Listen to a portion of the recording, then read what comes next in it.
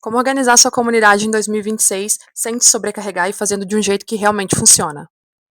Bom, a gente vai começar bem pelo comecinho, antes mesmo de pensar em conteúdo, a gente vai começar a pensar em que a comunidade precisa acompanhar o comportamento de consumo das pessoas. Sim, o comportamento de consumo das pessoas vai mudar, esse ano já tem mudado, e isso tem influência sobre o que a gente entrega e como a gente entrega na nossa comunidade. Então, a primeira coisa que a gente vai fazer é analisar esse comportamento de consumo da nossa persona, de quem já está ali dentro da nossa comunidade. Então, por exemplo, esse ano a gente vai viver algumas coisas muito claras. A primeira delas é que as pessoas estão buscando reduzir tempo de tela.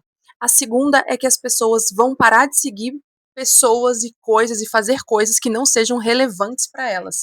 Então a gente tem esse ponto aí. E a terceira coisa é que as pessoas estão buscando consumir coisas de uma forma mais leve. Então, junta tudo isso aí e a gente tem que criar as nossas entregas, o nosso calendário editorial baseado nisso também. Se a nossa persona é o nosso ponto de partida, então, dito que o comportamento de consumo vai mudar, o que a gente tem que observar para primeiro organizar? É observar essa persona. Então, o que essa persona tem gostado de consumir? Porque se quando você criou a comunidade, essa pessoa gostava muito de consumir formato em vídeo, será que isso continua sendo relevante para ela? É muito bom a gente entender e a gente perguntar, até mesmo diretamente na comunidade. O que essa pessoa consome? Como que essa pessoa consome?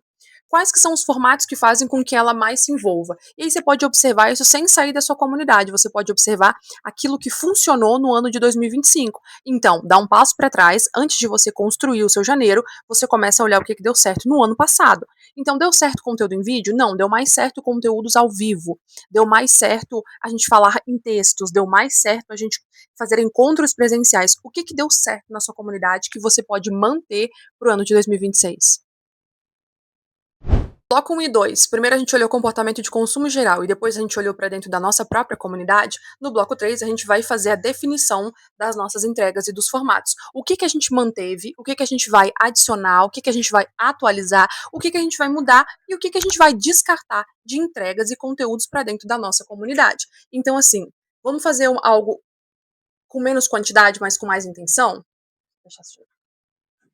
Vamos tentar entregar coisas em formatos que respeitem, né, o momento das pessoas. Vamos fazer algo que tenha mais presença, mas que seja menos e gerar menos volume de informação. Tudo isso eu estou falando, mas você tem que personalizar, porque a comunidade ela é totalmente personalizável para a persona que está presente ali. Então, assim, a comunidade ela não vai precisar esse ano necessariamente ter um volume imenso, mas ela vai precisar acertar naquilo que ela entrega, sabe? Ter mais profundidade, ter mais presença naquilo que está entregando, gerar mais conversas dentro da comunidade. Então, assim, define as entregas e define os formatos baseado naquilo que a gente já falou, comportamento de consumo e olhando para o que deu certo dentro da sua comunidade. Definiu o que vai ser entregue, definiu como vai ser entregue, vamos organizar um calendário, porque a organização, ela também é previsibilidade. E as pessoas precisam de uma certa previsibilidade para poder participar das suas iniciativas dentro da comunidade.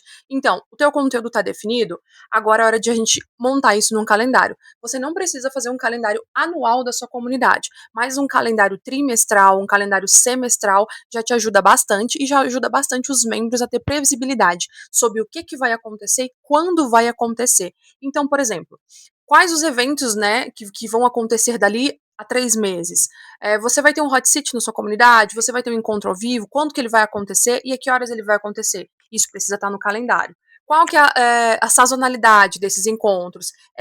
Evita um calendário que seja muito irreal e presta atenção que esse ano a gente vai ter um ano atípico. Esse ano a gente vai ter vários acontecimentos que interferem diretamente no calendário. Então, se você, por exemplo, esse ano a gente vai ter Copa. Esse ano a gente vai ter intermináveis feriados. Então, por exemplo, colocar um encontro da sua comunidade numa véspera de um feriado talvez não funcione, não tenha aderência das pessoas, porque as pessoas programam viagens, programam outras coisas. Então, preste atenção no calendário do ano, calendário anual, para fazer o seu calendário também, escolher os dias certos e muito, muito importante você comunicar esse calendário, tá? Então, ele vai fazer parte da sua operação, você vai fazer esse calendário para deixar ali para o seu gestor ou para você, mas você tem que comunicar esse calendário. E a comunicação não é um aviso único. Você não pode simplesmente, Martina, definir agora em janeiro o calendário e já vou colocar na comunidade e acabou. Fiz um calendário ali de 6 meses, coloquei na comunidade e acabou. Não é assim que funciona. A parte que todo mundo talvez negligencia um pouco e depois sente falta de presença das pessoas e de engajamento nas iniciativas da comunidade é exatamente isso, é de você avisar uma única vez. Você vai precisar, coloca aí dentro, né, do seu planejamento, você vai precisar avisar as pessoas com mais frequência. Então, você vai fazer reforços constantes a esse calendário, você vai fazer convites individuais para essas pessoas, você vai relembrar a comunidade o que está acontecendo e quais os movimentos que vão acontecer na comunidade, porque a comunicação ela também tem que fazer parte da sua operação ali na comunidade. Então, não adianta você simplesmente abrir um calendário. Por exemplo, o Circle tem lá o calendário fixo, é só a pessoa entrar e ver. Mas muitas vezes as pessoas não veem, elas esquecem, ou então elas só não veem mesmo. E isso impacta muito na presença, principalmente quando você tem encontros que são online, ou quando você vai ter um encontro, algum ritual da sua comunidade que envolva eles entrarem no Zoom, no Meet, enfim, você precisa comunicar. E quando eu digo comunicar, não é que todo dia você vai ter que fazer uma comunicação, mas é importante que pelo menos é, antecipar um pouquinho os eventos, 3 dias antes, uma semana antes do evento acontecer, você já vai informando as pessoas, porque isso é importante para que ela se prepare para poder participar daquilo ali. E ela aloque na agenda dela aquele horário para estar ali com você.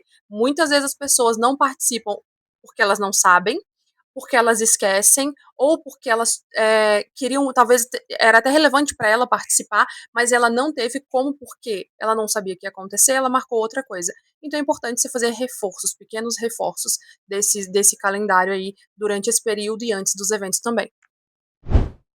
Se você já observou o comportamento de consumo, se você já olhou para dentro da sua comunidade para ver o que deu certo e o que não deu, se você já montou as suas entregas e os formatos e já fez o seu calendário, você pode comunicar isso, né, para a sua comunidade, mas você também, antes de comunicar isso, você pode expor o que você está pensando fazer na comunidade para ouvir o que as pessoas da comunidade têm a dizer.